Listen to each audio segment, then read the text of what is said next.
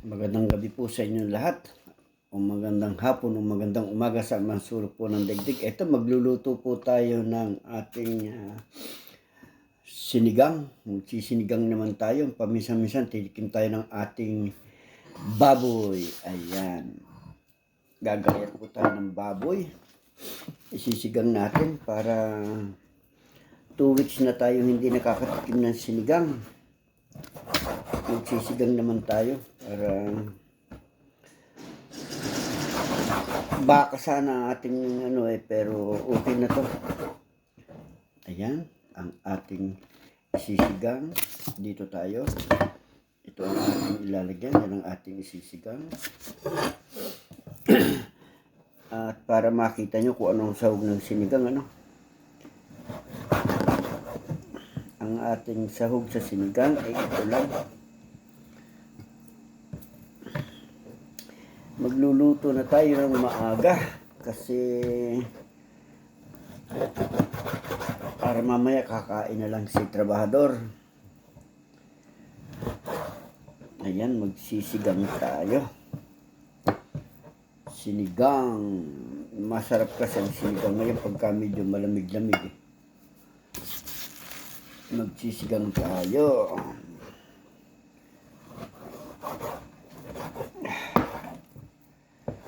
Ang ating iluluto. Ayan mo, maraming salamat nga po pala sa inyong lahat. Sa walang sawang pagkiklik, like, and subscribe sa aking YouTube channel. Ayan, Trabahador Mix Vlog po. Support lang po tayo. At samahan natin si Trabahador. Magluluto tayo ng ating sinigang. Ayan ang pagluluto ng sinigang. Ayan. Ang ating sinigang na baboy. Kasi 2 weeks na tayo hindi nakain ng baboy. Kaya titikim naman tayo ng sinigang na baboy. Ayan ang ating sinigang.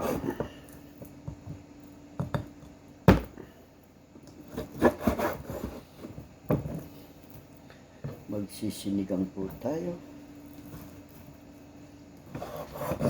Paminsan-minsan po tayo, titikim tayo ng baboy.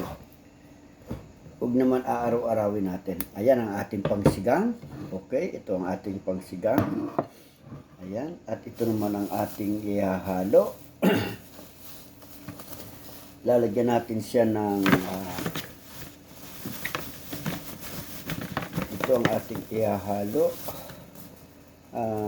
Papakita ko sa inyo kung ano ang ating ihahalo para malaman nyo ang ating mga sangkap sa ating sinigang. Kung sa atin ito ay yung sitaw, pero dito ay ito ay padjolini, yung maiksi. Ayan.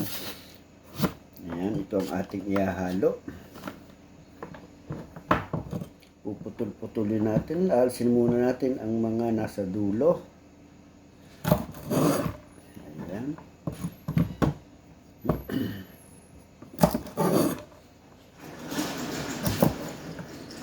Dito po tayo ngayon maglalagay, mag-aalis. At ito dito natin ilalagay. Ayan.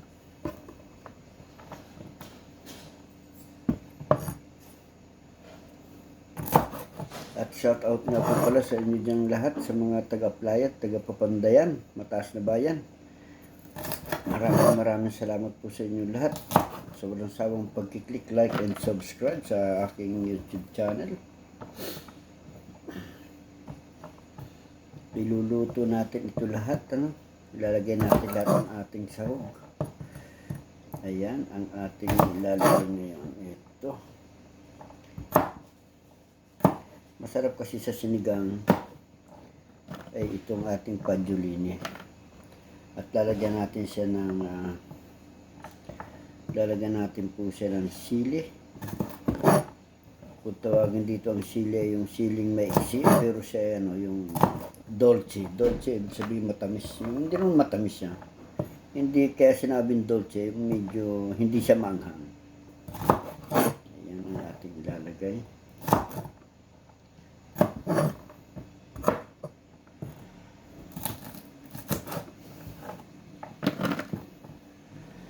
Ayan ang ating padjolini.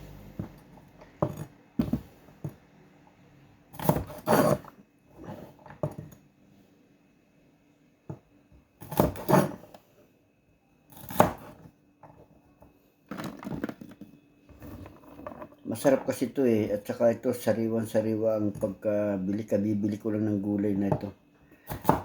Ayan. Iluluto ko na para kasi magpapahinga ako maya-maya. Ayan ang ating pajulini. Pinili ko pa ito sa palengke. Yung mga malalaki, matataba ang pinili ko. Kasi rito, pwede kang mamili ng gulay na ikaw ang pipili, ikaw ang kukuha. Merong ganon. Meron namang nasa supot-supot na. Kung gusto mo naman, pipiliin mo. Kikiluhin mo lang naman yon. Meron namang nakapix na presyo. Dito ako, kung hindi mo naman gagamitin lahat, kumuha ka lang ng tama. Meron dito, ganun kasi rito. Ayan. Pakikita ko lang po sa inyo kung ang lahat ng mga sahog ng aking para kasi may kanya-kanya tayong luto ng sinigang, di ba? Ayan. Ayan ang ating pajulini. Ayan. At ito naman ay ang ating ito ang ating sili. Ang presyo lang po nito ay bali 5 piraso ay 38 cents. Ayan. Ito ang ating mga pangsahog ngayon sa ating sinigang. Ito ang sinasabi ko sa inyong sili. Ayan. Ito ilalagay nyo, no? Ayan. Lalagyan natin siya ng 4 na piraso. Ayan. Ayan ang pansahog natin sa ating sigang. At ang ating ihahalo ay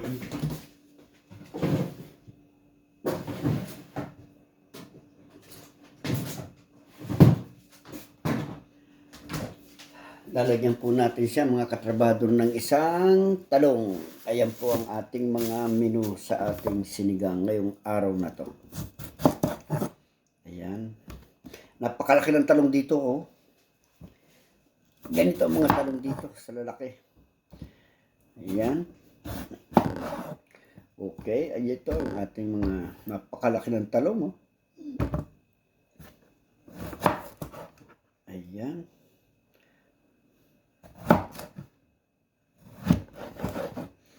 Lalagay po natin siya sa tubig. Ito ang ating talong. Ayan. Pagsasamahin natin dyan. Tapos ay ibababad natin siya sa tubig ng mga 20 minutes. Saka natin ihuhulog sa ating sinigang. Ayan ang paggagayat ng ating ilalagay sa sinigang. Sa laki ng talong, ay talaga namang isang talong lang sulit na sa sinigang.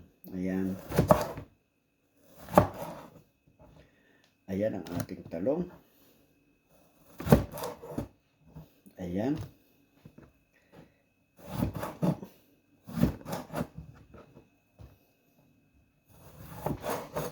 Ayan ang ating talong. Dito natin ilalagay ang ating talong. At lalagyan natin siya ng tubig. Para hindi siya dumilaw. Kasi naninilaw siya pagka wala siyang tubig.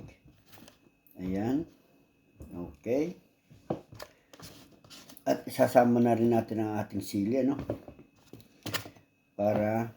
At isasama na rin natin ang ating pajulini. Hindi na. Para, ayan, ang ating menu. Lalagyan natin siya ng tubig.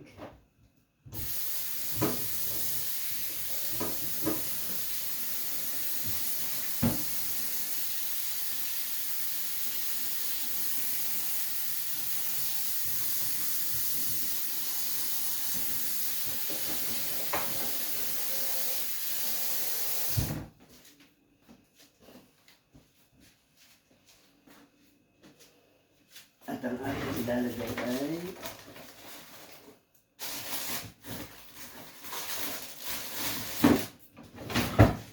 at lalagyan po natin siya ng isang sibuyas sa ating sinigang. Ayan, at saka bawang. Ito ang ating ilalagay.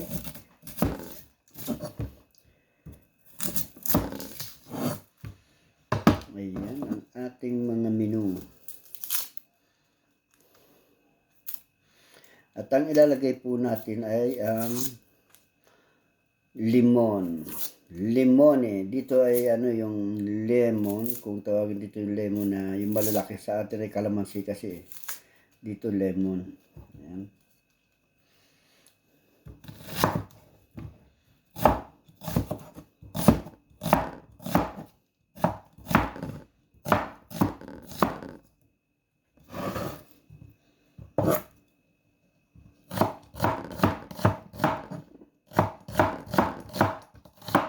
Ayan po ang ating ilalagay.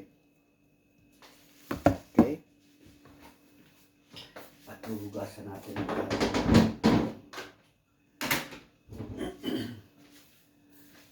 hugasan natin ang ating karne.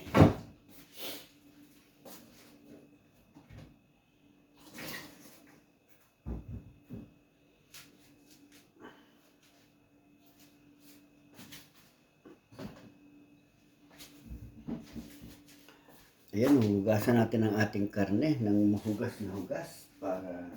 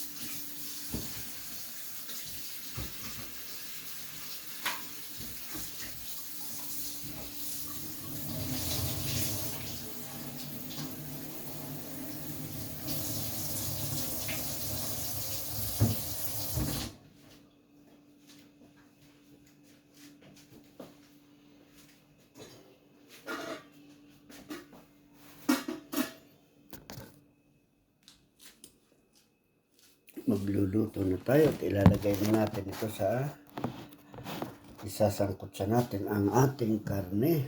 Ayan.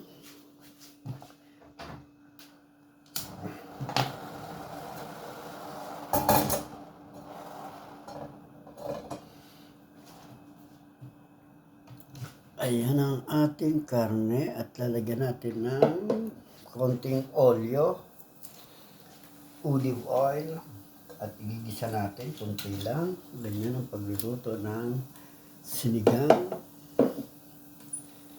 Ayan ang ating sinigang.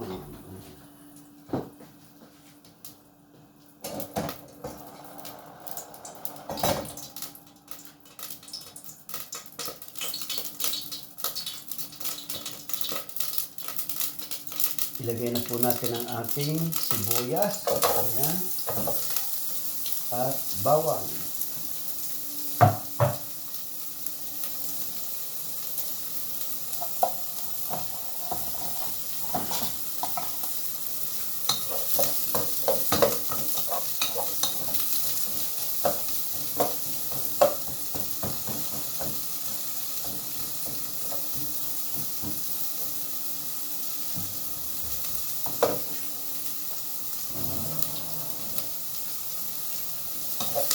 At ito ang ating karning baboy. Hinugasan natin ito. Pinalilinis natin ng ayos.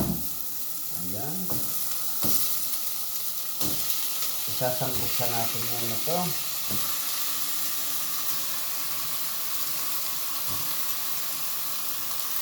Ayan, mga katrabaho. Magluluto tayo ng sinigang. Mukhang walang ilaw ah. Madilim.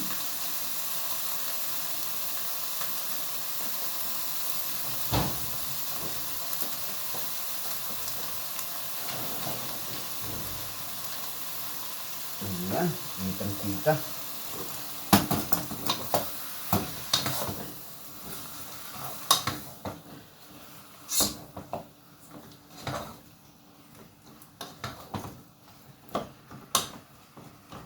Iba-iba kasi ang pamamaraan ng pagluluto ng sinigang, ano? At lagyan natin siya ng dado. Ang dado na tinatawag na dado ay ito, brudo. Ayan, brudo. Ito ang ating ilalagay.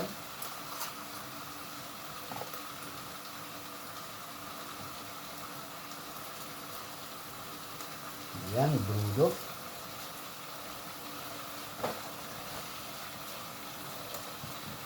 At dadagdagan pa rin natin ng kaunting vegetable. Ayan, para masarap.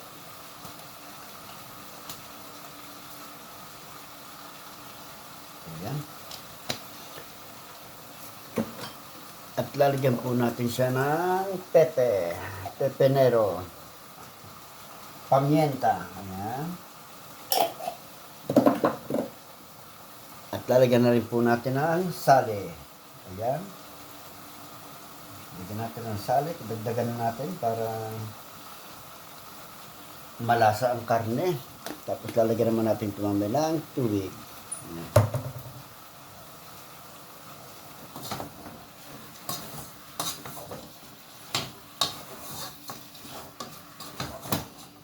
Kaunting ano lang to kasi ayan ang ating gagawin natin sinigang. Pakinggan natin.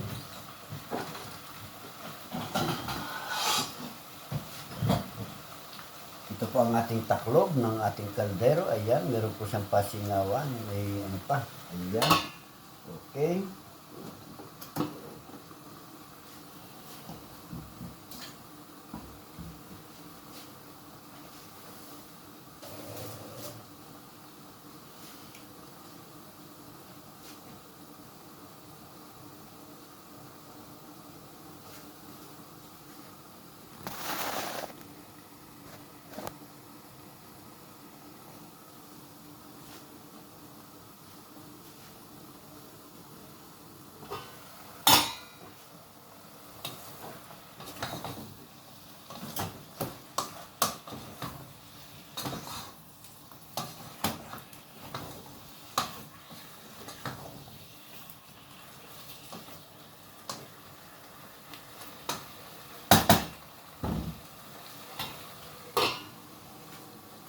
Kaunting sangkutsa lang po natin ito. Mga sasangkutsa natin ng 5 minutes, ano?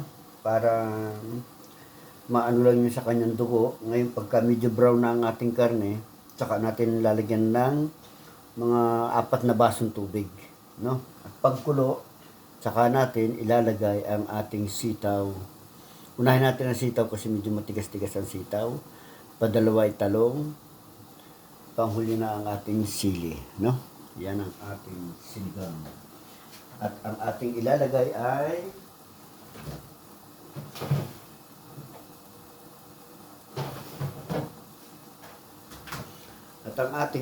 na pangsigang, pang-asim ay ang lemon.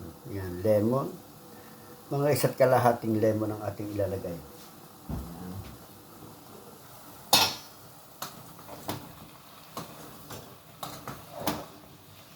Okay, pwede na natin lagyan ito ng tubig.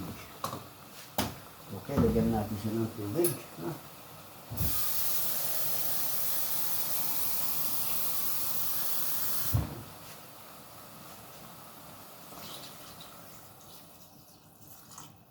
Lagyan natin siya ng mga 2 cup.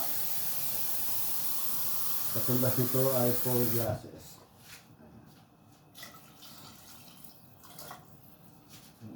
2.5. Okay. Kasi lalambot pa siya.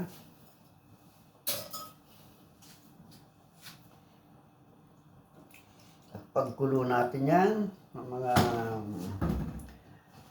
ito, ililipat natin siya dito para madali siyang maluto. Dito sa malakas na apoy. Lilipat natin mga katrabahador dito sa malakas na apoy para madali siyang maluto. Para madali siyang kumulo, no? Ililipat natin siya dito. Ayan, mga katrabahador.